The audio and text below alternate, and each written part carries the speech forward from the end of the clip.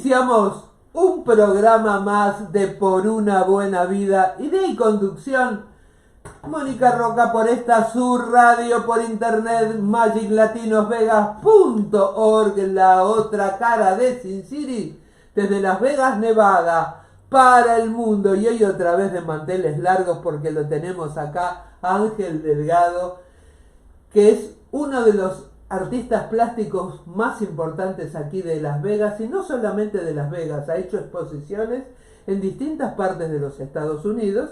Él es cubano y nos va a hablar de lo nuevo que está haciendo y de su libro, el último libro que escribió.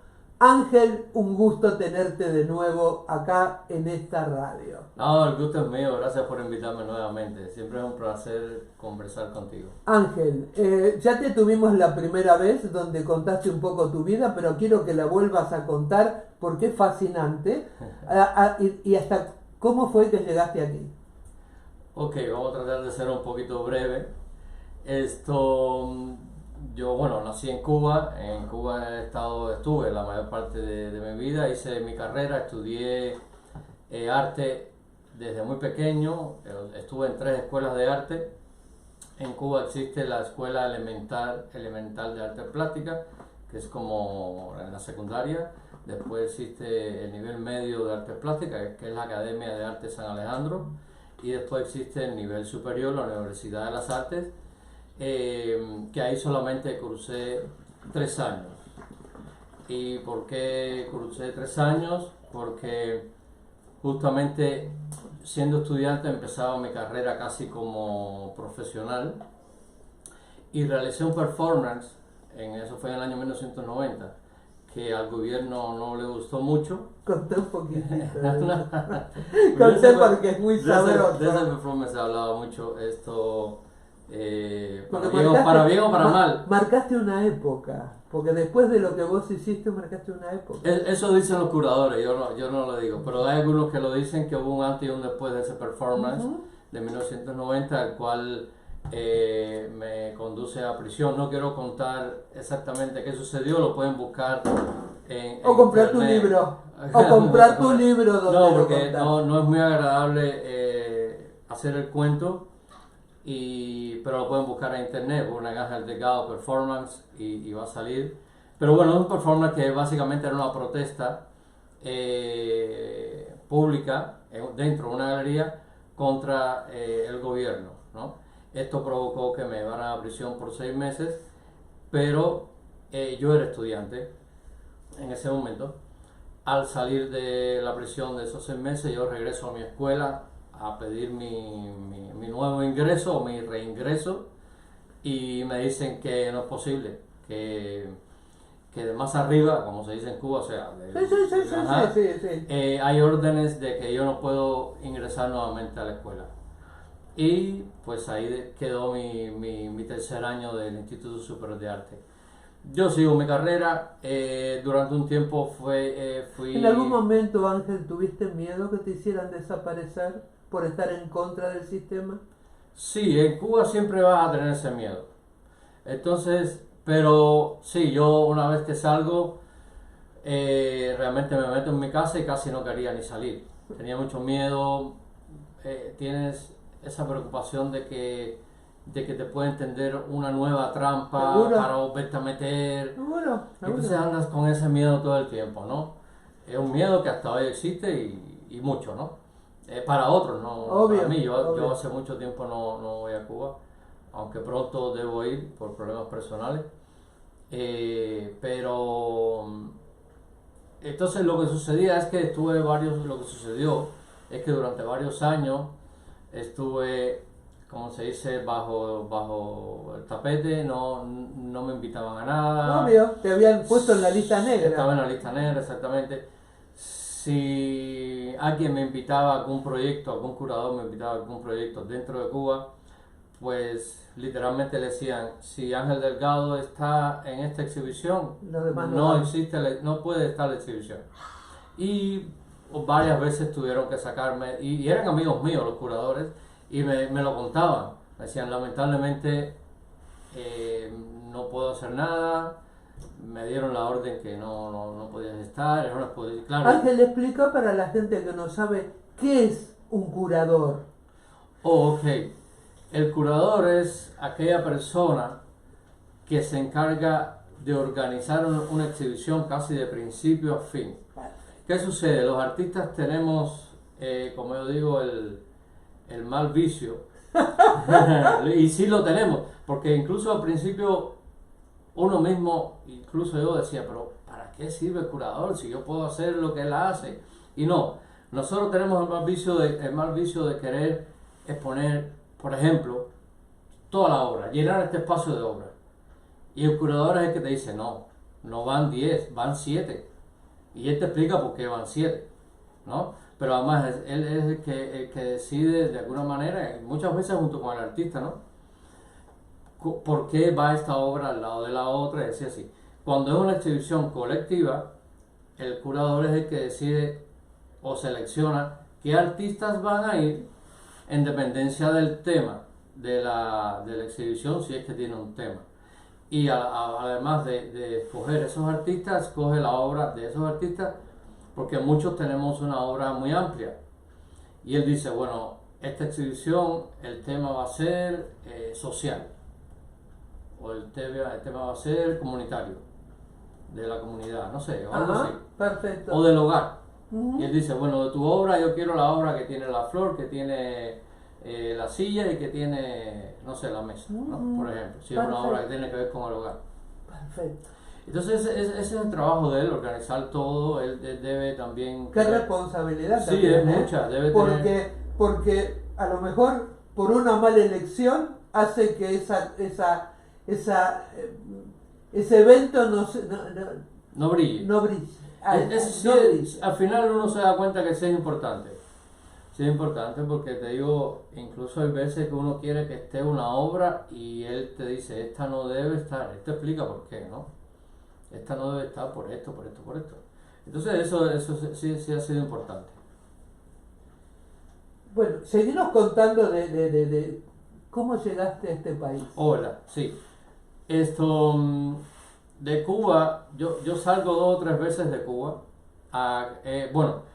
A mí me empiezan a invitar ya curadores y galeristas y museos fuera de Cuba. Mientras en Cuba no me exponían, hubo galeristas o curadores que me invitaron a hacer exhibiciones, pero fuera de Cuba. Y así es que entonces yo empiezo primero a darme a conocer fuera de Cuba. Bueno, en Cuba me conocían por el performance, ¿no? Claro, mucha gente. claro. Pero estuve muchos años silenciado hasta que me empiezan, digamos, que a rescatar fuera de Cuba. Hasta que mi nombre empieza a verse en exhibiciones y museos fuera de Cuba, es que entonces en Cuba ya después, pasado quizás unos 12 años, es que empiezan otra vez a aceptarme las instituciones. Entonces hay algunos amigos, curadores, que se atreven nuevamente o por primera vez a invitarme a alguna exhibición de ellos, a alguna exhibición colectiva, y ya ahí yo me doy cuenta que sí, que mi nombre empieza a pasar, o mi persona o el artista empieza a pasar esas listas, que no fue todo el tiempo, en algunas ocasiones se repetía el no, pero hablando, la realidad es que me fueron aceptando poco a poco. A todas estas, la primera exhibición que yo hice en Cuba después del suceso del 90 fue en la única galería independiente que existía en Cuba, que se llama Aglutinador, que todavía existe. Y es una galería y a unos artistas y curadores que ellos se llaman Sandra Ceballos y Ezequiel Suárez, eran los dueños de esta galería, que no era más que su propia casa, que la convirtieron en galería. Entonces a ellos les estoy agradecido siempre, porque ellos, a pesar de todo lo que se estaban arriesgando con exponer mi obra en esa galería, hicieron esa exhibición, que fue una exhibición bien interesante, en el sentido que no hice ninguna obra específica. en esa exhibición lo único que se exhibió fueron todos mis objetos que usé dentro de la prisión. Desde una ropa hasta un cepillo de dientes, hasta los libros que leí, hasta los huesitos de los pollos que me comí, que yo los iba guardando, los pollos que me llevaban en la visita. Claro, la visita claro. no es que te dan allí. No, que te van a dar. Sí, no es que te van a dar, es que la visita. Entonces, y dibujos, que de ahí está el libro que ahorita hablaremos de él. Se exhibieron algunos dibujos que hice dentro de la prisión y como te digo, hasta el mosquitero para los monjes, Sí. se exhibió, la sábana, o sea, todo, objeto por objeto de lo que se distribuyó en toda la galería. Entonces fue un poco para el público Muy fuerte como también, fuerte y conmovedor. Muy fuerte, porque tu vida plasmada. Según me cuentan, sí, como que recibían esa energía, entonces de eso se trataba también, ¿no? De alguna manera que la gente entendiera un poco qué sucede, qué uno siente en esas condiciones de privación de libertad, ¿no? Es tremendo. Me imagino que para cualquier persona que se la prive de la libertad debe ser espantoso, pero para un artista debe ser mucho más doloroso, porque son mucho más libres mentalmente. Uh-huh. Exactamente, y tengamos en cuenta además que yo era un pleno adolescente de 24 años, Chiquito. estudiante. O sea, lo que tenía en mi mente en ese momento era puro sueño y libertad. No tenía más. Claro. Entonces sí. Pero no pudieron destruir eso en vos. No, yo creo que al final yo aproveché eso también. Porque yo siempre digo que la prisión fue digamos que mi cuarta escuela. O sea, o que mi último semestre de arte lo pasé en la prisión. Y sí, fue una escuela para mí en todos los sentidos. Tanto técnicamente, porque ahí aprendí técnica de los reclusos, que después lo seguí usando en mi obra, como cavar jabones o los dibujos en pañuelos. Son cosas que aprendí ahí, que nunca antes la había visto, en la escuela no te la van a dar, por supuesto. Entonces son técnicas muy primitivas y esas las aproveché muchísimo después en mi obra, y en un principio conceptualmente también usé todo eso, ¿no? Entonces sí, yo le saqué, digamos, partido a esa experiencia, ¿no? Evidentemente tu espíritu es muy fuerte y tenés un optimismo porque vos pudiste capitalizar eso cuando otro lo puede haber destruido. Sí, y lo otro, fíjate, que yo lo usé durante mucho tiempo y a veces lo uso, aunque la palabra no es muy bonita, pero creo que en este caso vale la pena. Es como yo lo usé mucho tiempo como una especie de venganza hacia el propio gobierno. Era mi manera primero de sacarlo todo adentro, pero decirle al gobierno, esto fue lo que me hiciste, ¿ok? Y volvía. Y en cualquier conferencia, ¿ok? Aquí está, esto me lo hiciste tú, no fue nadie, ¿no? Para que nadie se olvidara. Sí, ajá. Entonces, toda esa obra de ese inicio, que era muy autorreferencial, era como así, un poco restregarle en la cara al gobierno que estaba sucediendo, que hizo también, ¿no? Yolanda Pérez nos está viendo. Saludos para Yolanda. Y seguimos contando. Entonces, seguimos contando toda tu evolución hasta llegar acá. Que te tenemos de local ahora. Sí, entonces, bueno, después yo estuve saliendo de Cuba varias veces a París, a Bélgica, a México, invitado a hacer exhibiciones. Y era curioso porque para uno salir de Cuba tenías que tener una carta de invitación de esa institución fuera de Cuba. Con esa carta de invitación ibas a una institución del gobierno que se llama la UNIAC, y ahí te tramitaban el pasaporte, la visa, todo, y ya tú recogías tu pasaporte.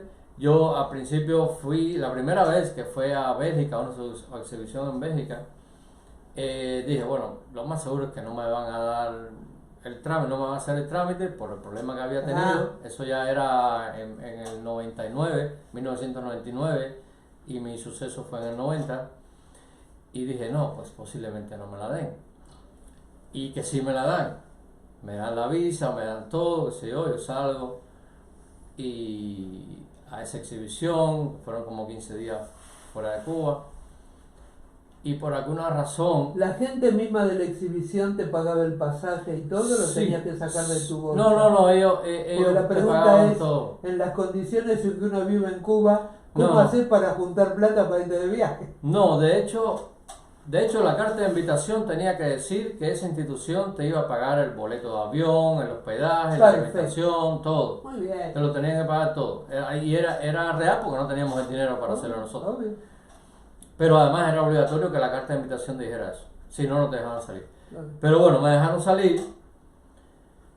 Y lo curioso es que cuando entro, que por alguna razón tengo que volver a esa institución, que la persona que es la que va a hacer los trámites, cuando me ve entrar por la puerta se asombra y me dice, pero Ángel, tú regresaste. Ah, claro, se Es sorprendió. Claro. que ellos lo que esperaban era que yo me Te quedara. jugaras. Claro. Ellos estaban esperando, porque ¿qué pasa? En los 80 hubo una generación, y en los 90 un principio, de artistas muy rebeldes, ¿no? Y justo después de la acción mía, la mayoría se fue de Cuba, se exilió. Claro. Y fue una manera, pero el gobierno lo permitió, porque fue una válvula de escape para el gobierno, como Claro, diciendo, que se sacó de encima no los quiero que guerrilleros. venga un loco más de esto a Claro, hacerme se nada, ¿no? sacaron de encima los Y guerrilleros. se sacaron de encima muchos de los artistas, ¿no? Claro, Entonces ellos, cuando ven que yo regreso, ellos se quedan como que asombrados, ¿no? ¿Pero cómo que regresó Ángel Paz? Bueno, en fin, yo salí 2 o 3 veces más y realmente empecé a trabajar en México con una galería que se llama Nina Menocal y con ella salí de Cuba en el 2003, estuve saliendo varias veces. Entrando y saliendo, casi todos los años tenía una exhibición con ella o tenía una feria con ella y estuve entrando y saliendo, pero en el 2005 decido quedarme en México porque ya tenía bastante trabajo acumulado con ella, o sea, muy seguido, una exhibición, una feria, Claro, otra cosa, claro, otra cosa, entonces claro, ya claro. se me hacía difícil estar yendo y Entrando y viniendo. saliendo. Ujú. Me dieron también una residencia de como por 3 meses, así. Entonces ese año decidí quedarme. Entonces definitivamente yo me quedé, no tenía, aunque la situación en Cuba no cambió y yo siempre estaba en riesgo de alguna manera, Claro. pero para mí mi familia era súper importante, mi madre, mi padre, todo. Y entonces, Que estaban en Cuba. que estaban en Cuba, ¿Siguen estando en Cuba? mi madre sigue estando en Cuba, próximamente la traigo para acá. Pero yo siempre tenía ya, en ese momento ya tenía hijos en Cuba, entonces siempre regresaba, ¿no? ¿Qué edad pero- tienen tus hijos? Yo tengo una hija de 31 años Ah, mírate. y un hijo, mi hija Sos vive... engañador vos, Sos engañador. Sí. Gracias. Mi hija vive en Miami y mi hijo sí vive aquí con otra esposa que tuve. Ajá. Y mi hijo va a cumplir 22 Mirate, 22 años. mirate. Entonces, por esas razones más bien regresaba hasta que decidí quedarme en México más por el trabajo, por las condiciones de trabajo que tenía. Y ya, en México estuve 8 años. Estuve viviendo en México 8 años, me encantó, me sigue encantando México, lo extraño muchísimo, una cultura muy rica por donde quiera que vaya, por donde quiera que pase. Claro. Ahí se enriqueció mucho más mi obra, o sea, empiezas a cambiar un poco tu manera de ver, o sea, nunca había vivido fuera de Cuba, había Claro. viajado pero no vivía fuera. Estas nuevas experiencias las empiezo a incorporar también en mi obra. Siempre eso ha sucedido durante todo el tiempo. Voy incorporando las experiencias personales y de momento en la obra actual, ¿no? Entonces, ya de México, estando en México, decidí que mi carrera tendría ya que dar otro salto más, aunque estaba bastante bien en México, pero me empecé a sentir como que mi carrera se empezó a Si quedar a una un vez se nivel, llega a un techo, sí, ahí necesita a cambio. un nivel y bueno, decidí venirme acá a Estados Unidos. Llegué en un principio aquí a Las Vegas, fue la primera ciudad donde viví durante 3 años, después estuve viviendo 3 años en California y después me regresé, ya llevo como 4 años más acá. Y en California estuve trabajando durante mucho tiempo también con una galería que en Santa Mónica, que justo es la galería que me invita a participar en esta exhibición de Madrid, que es la que de alguna manera me trajo aquí hoy. Exactamente, hoy. Porque es Sí. importante que lo cuentes para que la Sí. gente sepa. Entonces estuve trabajando con esta galería de Santa Mónica que se llama British Art Exchange, y la curadora se llama Marisa Cacciolo, que es argentina además. Ah, mira. Sí, bella persona. A ella la conocí estando en México y empecé a trabajar con esa galería desde que viví en México.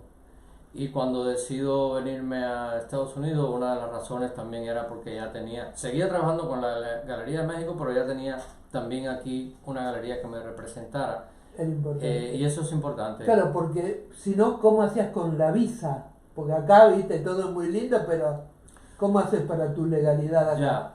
No, en realidad yo vine por frontera. Ok. Yo crucé frontera. Pero ya tenía aquí un apoyo.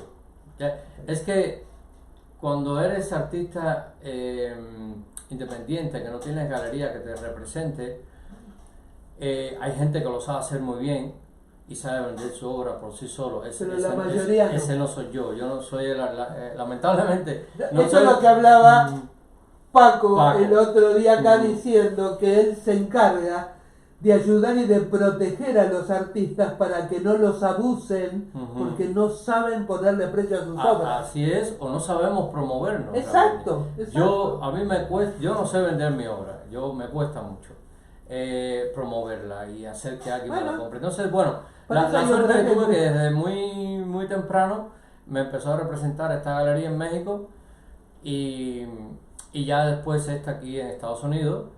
Y entonces eso te ayuda porque Claro. tú te sientas a crear Seguro. y no tienes la necesidad El de estar... apremio económico diciendo cómo voy a hacer para ¿Cómo voy a pagar? vender? Ah, Y ponte a escribir y ponte a ah, publicar. No, ya estas galerías que te representan, además de que te promocionan y te hacen publicidad, te llevan a ferias de arte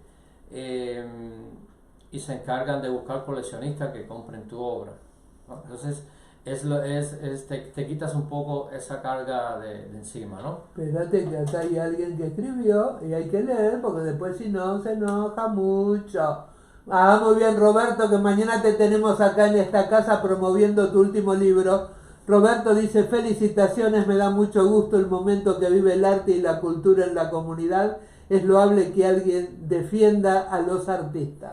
Muy bien, te esperamos aquí mañana, Roberto, con todo amor. Gracias, Roberto, un gran defensor del arte y la cultura. Upa. Sí, y entonces, bueno, ¿qué sucedió? Que con la pandemia, como muchos y muchas galerías y museos, pues Tuvieron que cerrar. tuvieron Ah, que bien. cerrar. Estas galerías con las que yo trabajaba también tuvieron que cerrar. Y una vez que se fue la pandemia, pues ya no volví a trabajar a tiempo completo, digamos, o a ser representado a tiempo completo Claro. por estas galerías. Pero sucede que sí, de vez en cuando aparece algún proyecto donde ellos me incorporan, como este, Contanos este. que finalmente se llama, esta es una exhibición muy interesante que se llama la relación, a ver, déjame leerlo como... Léelo porque yo estoy Sí. usando mi teléfono Sí, y que no es me que, puedo es que fijar. el título es un poco largo.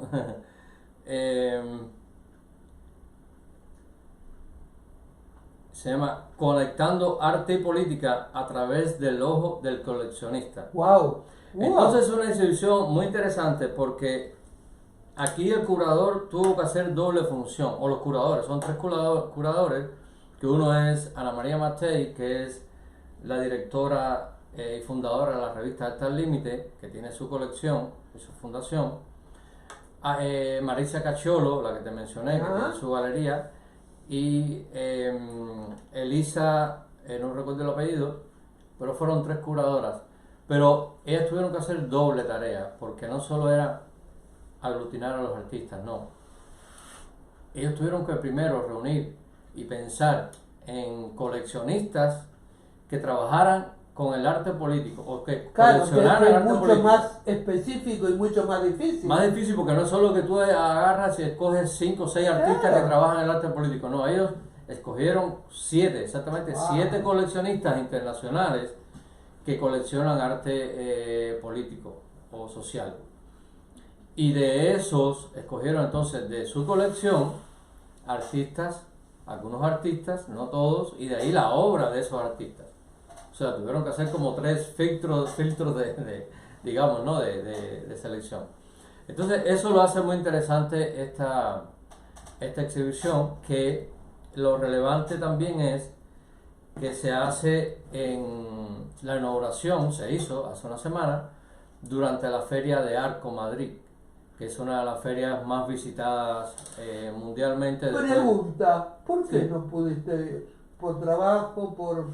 Por trabajo, pero es que justo me estoy yendo a Cuba el sábado Ahí por está. algo personal, o sea, con mi madre, que Ahí está. tengo que ir a buscar a mi madre. O para sea, ¿ya te traerla. la traes? Sí, me la traigo. Guau, eso es mucho más importante Sí, entonces que una cosa. no podía. Estar O en sea, la misa estamos y en hablando el que fue la campanario. semana pasada lo de Madrid. Obvio. Aparte que no, tampoco había billete como para hacer toda la vez, pero bueno, no, ya estaba en planes lo de mi madre, y sí, tengo que ir, es un viaje relámpago de personal. Y se van a traerla. Es ir Sí, y traerla. prácticamente estoy 2 o Y 3 creo días. que eso es mucho más importante que cualquier otra cosa, que claro. cualquier otra cosa en la vida. Entonces, por eso como que coincidió con esta exhibición. Y nada. Acá Isaac Humana, que venía mirando el video, dice: conectando artistas del arte político, pone, mirá cómo ¿Quién estaba dice? pendiente. El pastor Isaac Oh, Humana, ya, estaba pendiente. que es un seguidor de esta radio y de ustedes. Ah, sí, lo he visto. Ujú. Entonces, bueno, esta exhibición reúne alrededor de entre 25 y 30 artistas más o menos internacionales. ¿Cuántas obras tuyas hay expuestas? Ahí hay solamente 2 obras. Esta colección, de la cual yo soy parte, tiene varias obras mías. Me ha ido coleccionando varias veces durante varias etapas. Pero ellos decidieron escoger una obra que tenía más que ver con lo político. Y es justamente una obra que yo he realizado en varias ocasiones, que son dibujos sobre tapas de baño. Las tapas de los toilets, sí. esta tapa que se abre, Sí. pero lo que yo dibujo sobre esa, bueno, la serie se llama Alar la cadena, que es como se decía antes, a descargar el baño. Exacto, Antiguamente exactamente, porque era una era cadena. antes era una cadena, entonces. Donde yo nací, el baño Ajá, tenía antes, esa. entonces a eso antes se le decía alar la cadena, Ajá. ahora Ahora es otra cosa. o se le dice, ahora se le dice flush the toilet, ¿verdad que sí, no? Exacto. Flush the toilet. Ajá. Entonces la serie se llama así, y tiene, incluso el título también tiene como ese doble sentido, Sí, ¿no? De alar la cadena, pero ahora cuando alas la cadena estás Sí. descargando Todo lo algo. negativo. Ajá, todo lo negativo. Y justo esta serie, lo que yo dibujo en las tapas de baño son noticias políticas. Ay, qué interesante. Sí. Entonces, lo que tú estás viendo son textos con dibujos sacados de las noticias, ya sea de internet o de la prensa escrita, Qué original. impresa, ¿no? Entonces, pero está hecho de una manera recargada, que tampoco es que vas a leer un periódico, ¿no? Son imágenes superpuestas donde donde una imagen te puede decir algo, una frase o una parte de un texto te dice otra cosa, con lo cual vas complementando la idea de esa obra en específico, pero en realidad todas tienen que ver con noticias políticas, Claro, que muchas claro. muchas o no nos interesan, o actualmente o desde hace mucho tiempo muchas nos manipulan. Es cierto. Las noticias nos manipulan, O entonces sea, habitualmente las noticias, aún en un país democrático, nos manipulan y igual. más ahora con las redes sociales y todo esto, ¿no? Totalmente. Ujú. Que las redes sociales es un arma de doble filo, pues Ujú. se pueden usar para bien y para mal. Ujú. ¿Cuántas obras a lo largo de tu vida crees que hiciste? ¿O las pudiste contabilizar? No tengo idea. No. Más o menos, una idea. No, de verdad. ¿Más de 1000? No estoy seguro, podrán ser, digamos, entre 500 y ¡Wow! 800. ¡Wow! Si no es que es Wow. más, es que, ¿Te por cuesta ejemplo, desprenderte de una obra? algunas sí, algunas obras sí. Bueno, por ejemplo, los dibujos, solamente los dibujos son 102 dibujos, ya por ahí suman. Mirá, ya O son sea, no, montón. sí, tienen que ser más de 1000, no sé, no sé. La verdad En no sé. este momento dice acá, Marisa Maldonado dice, me da mucha alegría que la obra de Ángel se presente en España. Muy Gracias, bien. gracias Marisa. No, y sobre todo lo que decía ahorita, en el contexto de la Feria de Arte de Madrid, que es una de las más Importante. seguidas y visitadas después de la de Art Basel Miami, ¿no? Entonces eso hace muy importante esta exhibición. Lo quiero mucho, te dice Marisa Gracias, Maldonado. igualmente. Entonces, hay obras que me cuesta desprenderme de ellas, sí. Sobre todo, justamente, obras que hice con el tema de la prisión. O sea, después que yo salí hice muchas obras, como te decía, que eran autorreferenciales, Sí, sí. y eran muchas fueron sacadas de los propios dibujos. Incluso hice esculturas o pinturas donde yo las sacaba de ideas que había anotado dentro de la prisión. Entonces, hay algunas de esas obras que las tengo en mi colección y ni siquiera las vendo. Me han propuesto comprármelas Poder tu historia. y no las he vendido. Las quiero mucho. ¿A cuánto se ha cotizado una obra tuya? Bueno, hay diferentes precios según el material. Ves que trabajo lo mismo dibujo que jabón, escultura de jabón, que dibujo sobre pañuelo, pintura, escultura, instalación. Pero lo que más se ha cotizado han sido las instalaciones. Instalaciones de gran formato, y alguna vez vendí una hasta en 25.000. ¡Wow! En una feria de arte, ¡Wow! pero muchas de esas piezas de gran formato están entre los 20 y los 25.000. Ya las piezas más Lo bueno pequeñas. tuyo, que se te paga bien la obra en vida. No te tenés que morir para que tus cuadros se coticen, te Sí. diste cuenta, ¿no? Sí, y entonces ya las pinturas y estas cosas son un poco más más baratas, pero por ejemplo, aunque sean pequeñas, los pañuelos, que son una obra casi del tamaño de esto, un poquito Sí. más grande, si lo buscas en internet, un pañuelo está entre 1.900 y $2.000, ¡Opa! ¿no? Una pieza de jabón como esta, que son, no sé si se podrá ver ahí. Sí, sí, sí. pero Espérate que le hago una... Ajá, sí, son unas cabezas de jabón sí. que son pequeñas, son más o menos del tamaño de una barra de jabón, no son más Sí, grandes sí, que sí, eso. sí, sí, Ujú. sí. Esas piezas igual están cotizadas en unos 1.500, 1.800, y son pequeñas. ¡Wow! Eso sí, a esa no le tiene que agarrar la humedad porque hacen espuma. No, esas obras, de hecho, yo no tengo obras de estas, esas obras las he vendido muy bien. Mirate vos, qué No. interesante esto. Tengo algunas más actuales, pero de esta época no. toda esta obra de jabón que yo hice como del 90 al 97 o al 2000, casi esa no tengo, era una obra, al parecer era muy atractiva, y sí, tenía que venderla con recomendaciones. No le puede mira. dar el sol, no le puede dar la humedad. Claro, la humedad. Mantenerla como una cápsula de acrílico. Claro, Ujú, claro. que mantuvieran la humedad, tampoco se podían secar. Claro, claro, porque se craquela. Se craquela, entonces sí, tenía que venderla como con un manual. Habla de tu libro, mostrar tu libro. Sí, bueno, este libro que lo presentamos aquí, no sé si ahí se ve, no sé dónde está. Voy a volver a hacer un paneo. Espérate un momento, sí, dale, ya está. Este libro que lo he presentado únicamente aquí en el encuentro de escritores, justamente con Roberto y Marisa, que ellos organizaron. Aunque sí, va a haber una presentación oficial también con Literarte de este libro. O sea, que ella también fue oficial, pero fue dentro de un grupo de artistas y escritores. Pero sí, vamos a tener una presentación de este libro más adelante para hablar en detalles de él y poder proyectar imágenes incluso del libro, ¿no? Sí. Este libro, como había dicho, en la prisión yo hice 102 dibujos exactamente.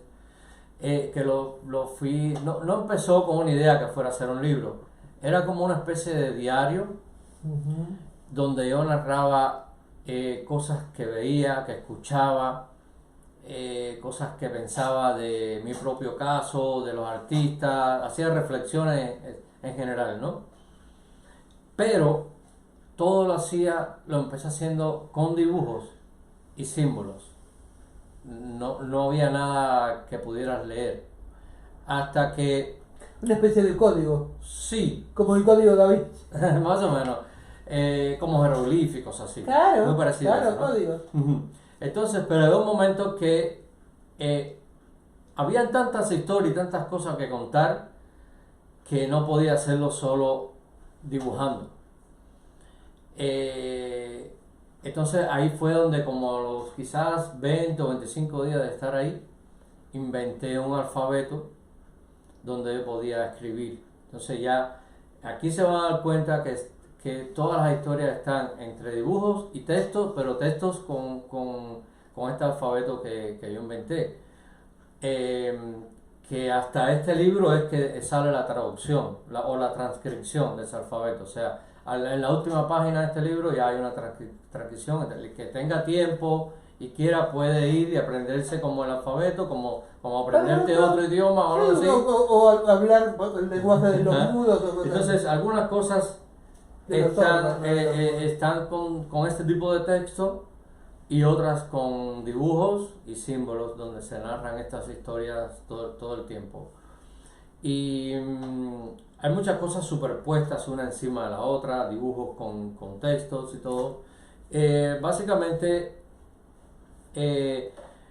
toda esta información o dibujo o narrativa encriptada también tenía que ver, por supuesto, con el miedo de ser descubierto, de que supieran que yo estaba escribiendo. Y esto es lo que hace hacer este libro tan hermético también, ¿no? Los dibujos los iba sacando mensual o cada 21 días en la prisión, que en la primera prisión que estuve, en la otra también. Cada 21 días era la visita familiar.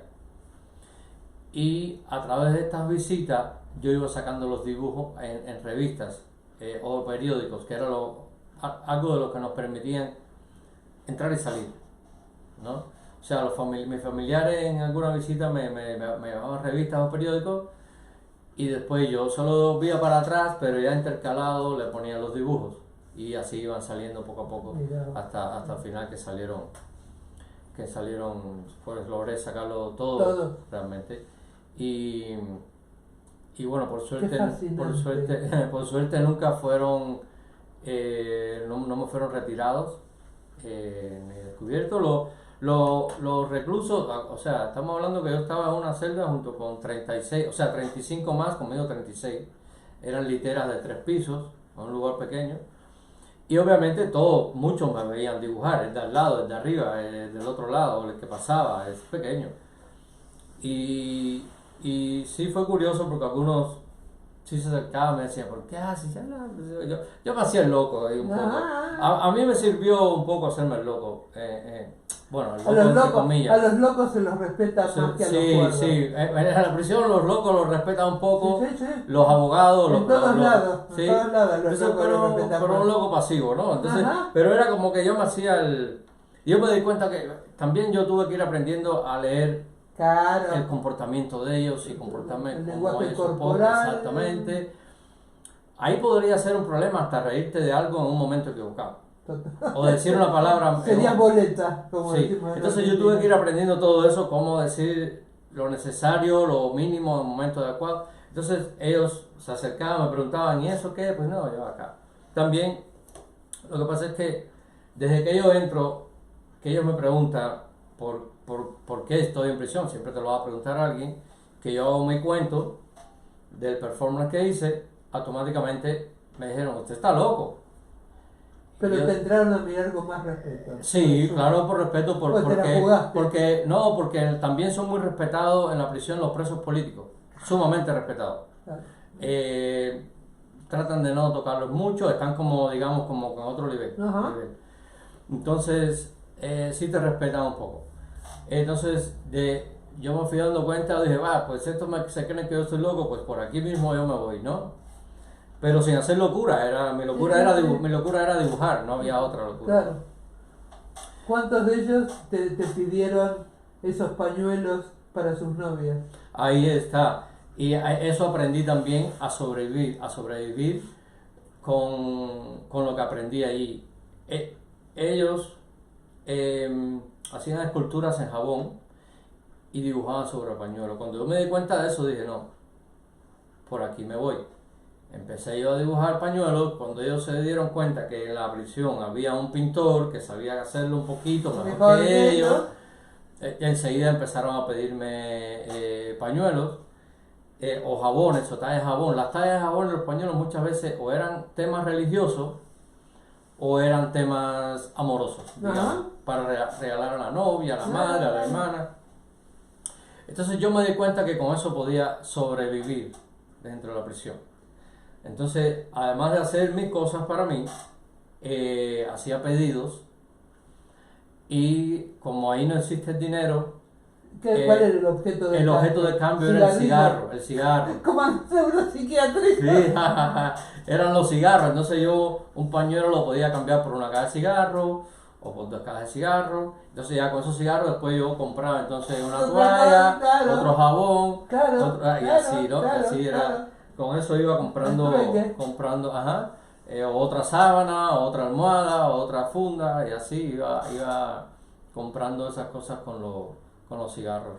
Entonces nada, yo aprendí... Es increíble cómo podés hablar de eso sin tanto dolor y con una sonrisa cuando fue la etapa más oscura de tu vida. Sí, totalmente. Pero bueno, han pasado muchos años también y bueno, y ya han pasado muchas cosas bonitas también.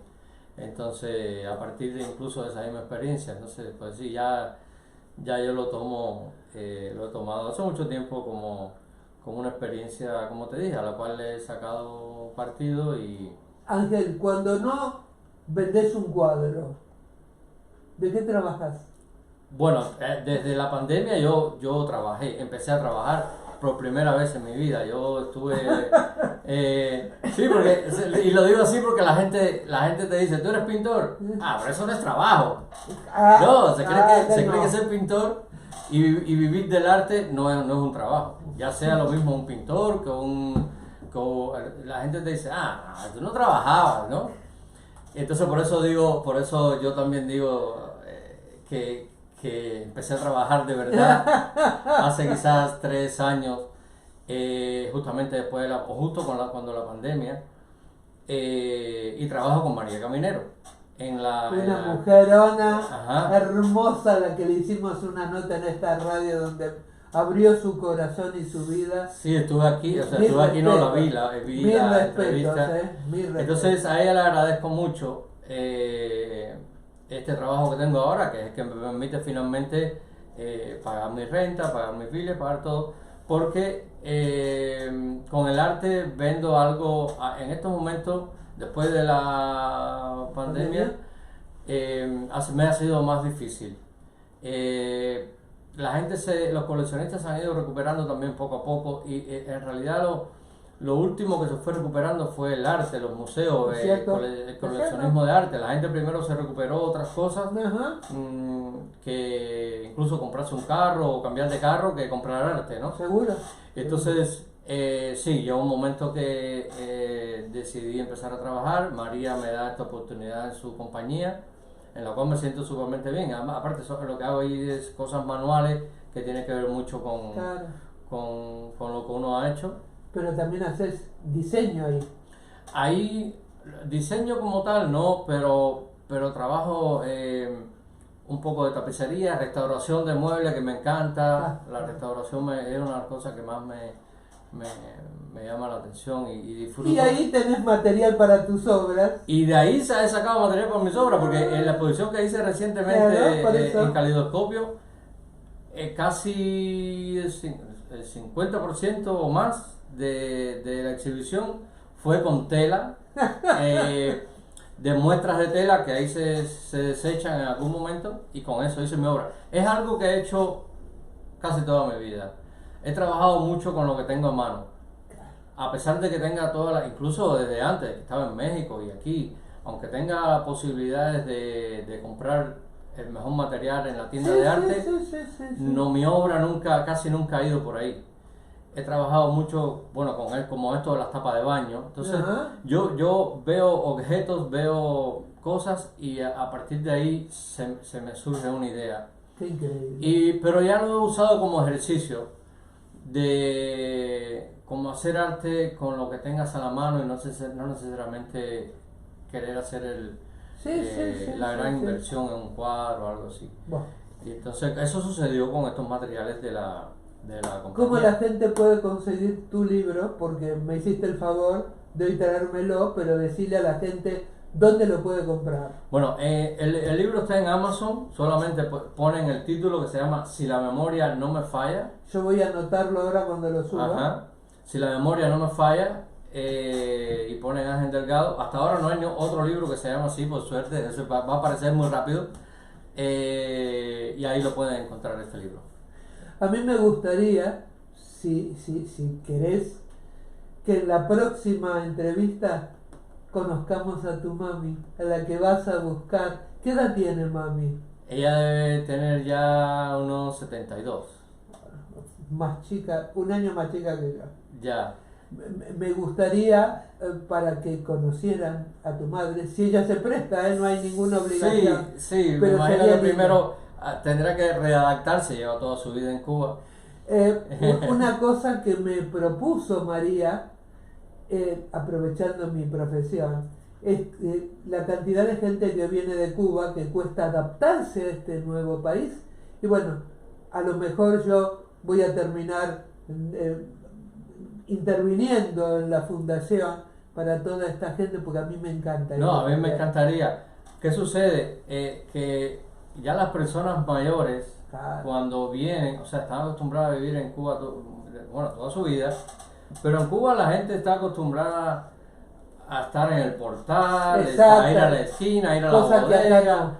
Y aquí no, aquí tú estás en tu casa y cuando sales te montas en el coche. No, lo que es peor, ni siquiera charlas con tus vecinos porque hablan otro idioma. Entonces eso le cuesta mucho. O sea, estoy hablando de experiencia de otros amigos que han traído también a su madre, y les cuesta, yo sé que les cuesta porque no hay una comunicación con el vecino.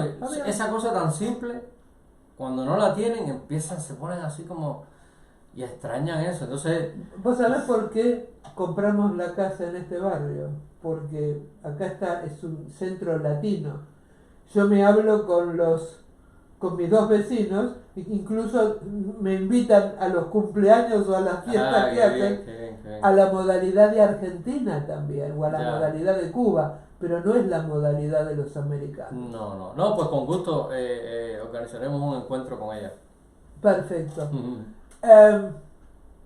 Nos gustaría en algún momento tener fotos o pasar fotos de las obras que en este momento están expuestas en Madrid. Si tenés, la subimos al Facebook para que la gente la conozca y sea una forma de que hayamos visto tu obra allá en Madrid. Perfecto. Así Ángel, lo hacemos. gracias por el libro, gracias por esta nueva entrevista, esta es tu casa, ¿sí? Así que cuando vuelvas de Cuba con tu madre, esta es tu casa. Y así nos despedimos hasta el próximo programa de Por una Buena Vida y de conducción la doctora Mónica Roca por esta su radio por internet magiclatinosvegas.org, la otra cara de Sin City, desde Las Vegas, Nevada, para el mundo.